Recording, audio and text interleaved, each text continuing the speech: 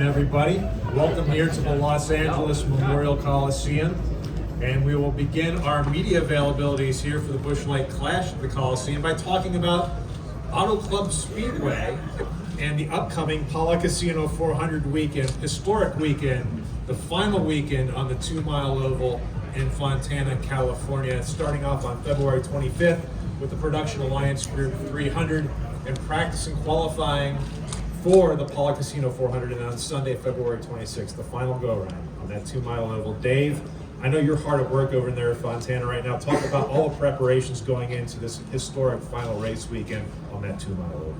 Yeah, it's a little bittersweet, obviously, with the last race on the 2-mile track, but the team's working super hard. You know, Pala Casino that you mentioned, Fred and his entire team over there at Pala Casino they've really stepped up. Helped us, promote in the race here in Market, and looking forward to working with them. But the 5 wide and handsome, the fast place, and a little bit of roughness will be in full play on February 26th. And I think we're just excited to have the Cup Series back in town, and obviously kicking off the West Coast swing here at the Los Angeles Memorial Coliseum with the Clash is something that's really second to none, in a marketplace that's this large and so important to our sport as a whole. So looking forward to seeing the drivers go wheel to wheel, bumper to bumper, door to door here, and then open it up and go 5 wide at Auto Club Speedway. Awesome, and we are also joined by Allmendinger, who's back in the NASCAR Cup Series full-time this year with Kaulig Racing. Also the driver who has experience on that 2-mile oval in multiple disciplines, in Indy cars and also NASCAR. So what are your thoughts for this final go-around on the 2-mile oval? Well, I can tell you for sure the wall hurts in both cars. So unfortunately I've experienced that. But yeah, I mean, I agree, it's bittersweet. It's a racetrack. I felt like, over my time that I've raced there, it seemed like, as it aged, the racing just got super good there. And I think as drivers, we all love it because it wears the tires out. You're slipping and sliding around. It's multiple groove where you're running on the apron there, and it just puts on great racing. And I think all of us have thoroughly enjoyed it, especially really feel like the last 10 years, all of a sudden it just kind of flipped where we just put on such great finishes there. And it's one of those racetracks where you understand that something's got to change because the pavement's so old, and eventually you either repave it and the great racing goes away, or you reconfigure it and try something new. But it's a place that I think if you poll all the drivers, we really love it. And looking forward. I didn't get to run it there last year in the Cup car, and I ran it on the simulator and realized I probably can't eat lunch before the race because it was trying to move my insides around. It's so bumpy down the back straightaway, but it's character like that on racetracks that make it really good. So yeah, hopefully we can have a really strong run there, and at least if I win, could I have like some of the pavement or something, just half the racetrack or something, just load it up in the hauler? We can make that happen. All right, yeah, perfect. Not a problem. Awesome. We're going to open up the floor for questions. If you have a question, raise your hand. Gabriella here will get a wireless microphone to you. We're going to start with Bob Pockers.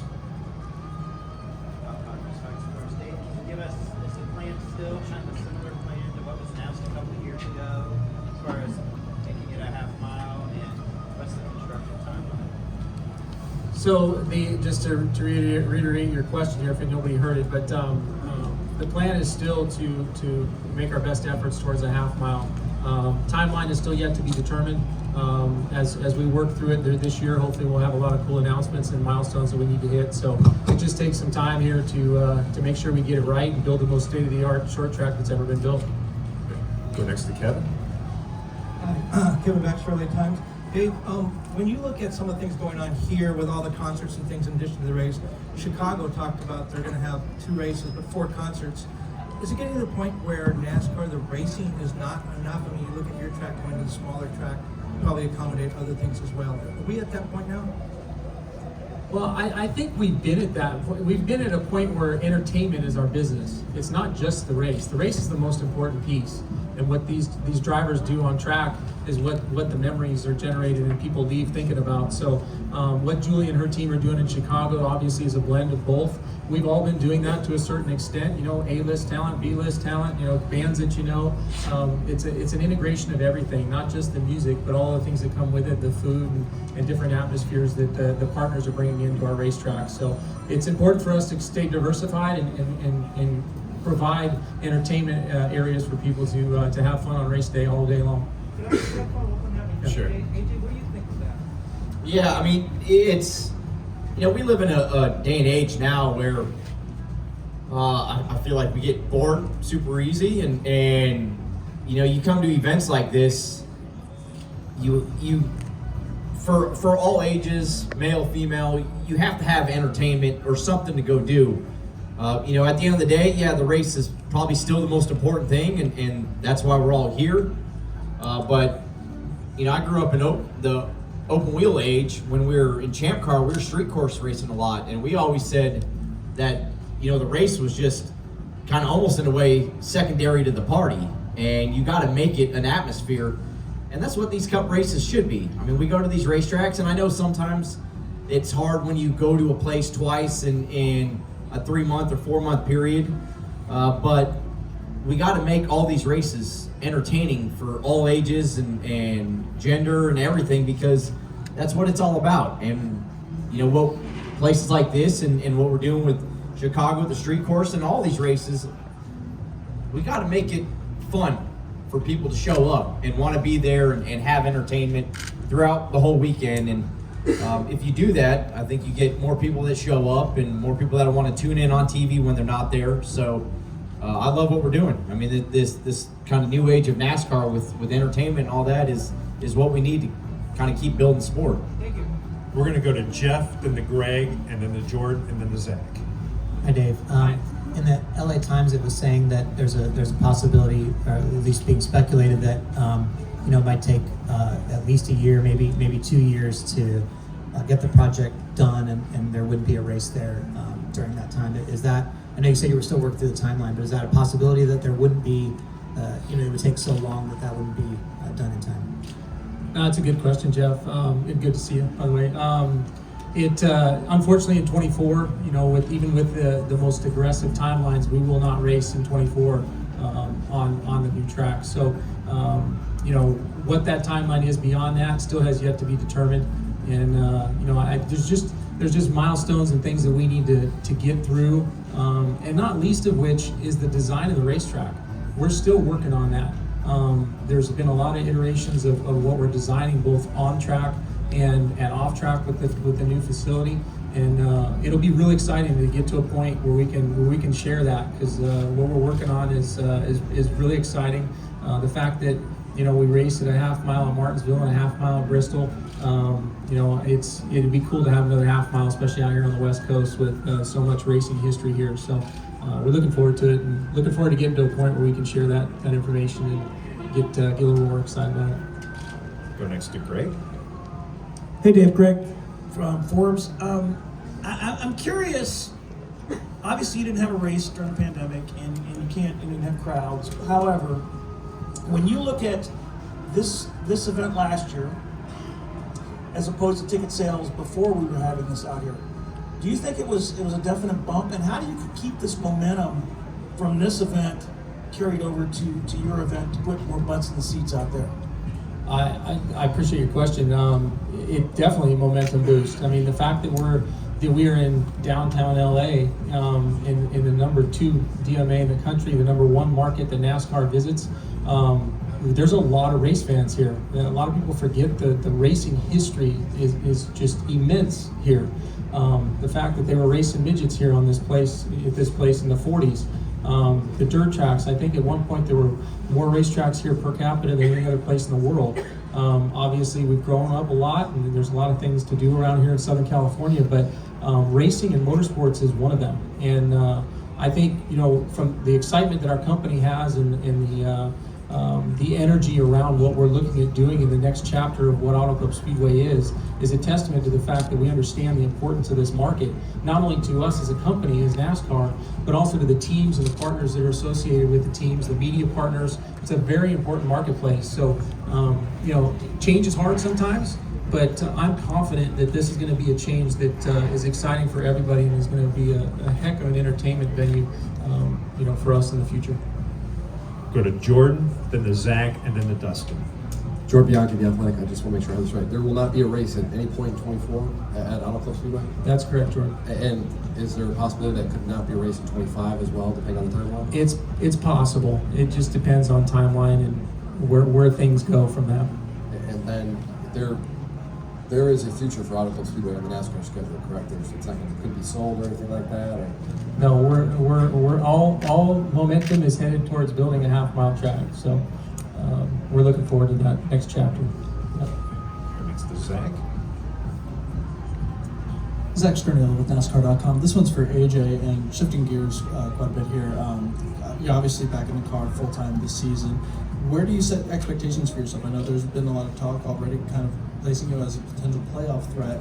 Do you see that as a possibility for you this year? And what's the excitement level coming back to the Cup full-time?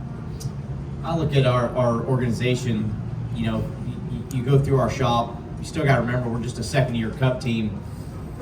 I look at, if you look at the utmost potential, we can be a threat of making the playoffs and then getting in the playoffs and having strong runs. And, with the way the format is, you just got to keep staying in it, right? So, but the Cup racing is the best of the best and tough, some of the toughest in the world. So, I think it comes down to just trying to keep getting better every weekend. And, that's a bit cliche-ish, but I always look at the start of the year is we go to a lot of different racetracks between super speedways and 1.5 miles and 2 miles and short tracks and road courses. Once you get to like 7-8 week of the season, you kind of see at all types of racetracks, okay, this is where we're good, this is where we're not good, and we got to keep working on it. So I don't really try to look at setting expectations. You go with the mindset every weekend to go win the race. If you don't, then you shouldn't be at the racetrack. But there's certain weekends where a 15th place finish is a win, and there's other weekends where you got a shot to win, you go take advantage of it. So that's a sliding scale and a moving scale as the year goes on, but with the potential there, we can do some great things. If I didn't think we could, I would never decided to come back Cup racing. I love driving these cars. I like the unique schedule that NASCAR goes to now, and that we can go do great things, but we got to take it step by step. So it's not about saying top 10 or top 8 or top 6 or anything like that. But we can go do great things if we live up to it. But it's early in the year, and we'll see kind of where we lay out after 8th, 9th race, and we'll make a decision from there. Okay, we're wrapped here with Dustin. Dustin Ron, NBC Sports. Dave, we've seen some designs, or there have been some designs that have kind of been presented, or images presented of what the short track would be like. So when you talk about you're still working on designs, can you explain what's still being worked on and why it is at this point, please? Well, there's a lot of pieces to that, and what you have seen are very rudimentary, baseline stuff, and through the process of what we have to work through the county, sometimes that stuff comes out. But there's a lot of things from a fan element that we're working on, whether it be the clubs, the fan interaction type areas, the garage areas, the track itself, trying to figure out what makes the most sense, the way we're building the grandstands. So there's a lot of pieces that factor into the overall experience, and honestly getting input from other people and other parties. We're not doing this in a vacuum and thinking I'm definitely not the expert. There's other experts in the room that have a lot to say about it. So I think we just want to make sure we get it right. I mean, the cool thing is we can model racetracks these days, like you mentioned there with the simulator. So we can kind of figure out how things race and how many grooves there are and what the racing is going to be like. But the fan experience beyond the racetrack is just as important, if not more important, to make sure that they're comfortable being there. And one last thing is about the track. Obviously, there's already a short track, high bank track. There's a short track, flat track. So what are you looking at or envisioning? And I'm guessing you're not wanting to repeat something like that, wanting to make it stand out on its own. So what might this track be like? Is it going to have left and right hand corners or something? What are you going to do? Yeah, a chicane next stretch. No, we want it to be different. We're in LA. We're different. I'm a California kid. This is a California kid. We're a little Yeah, off. we're different. We're a little off. Yeah. It has to make a statement, and making sure that we have a racetrack that is unique to itself here, and different than any of the other tracks that they go to is very important. But having said that, it's equally important, like I just said, to make sure that the fan experience part is unique and really has a mark to its own here for the LA market. You're welcome. Good to see you, Dustin. Well, gentlemen, thank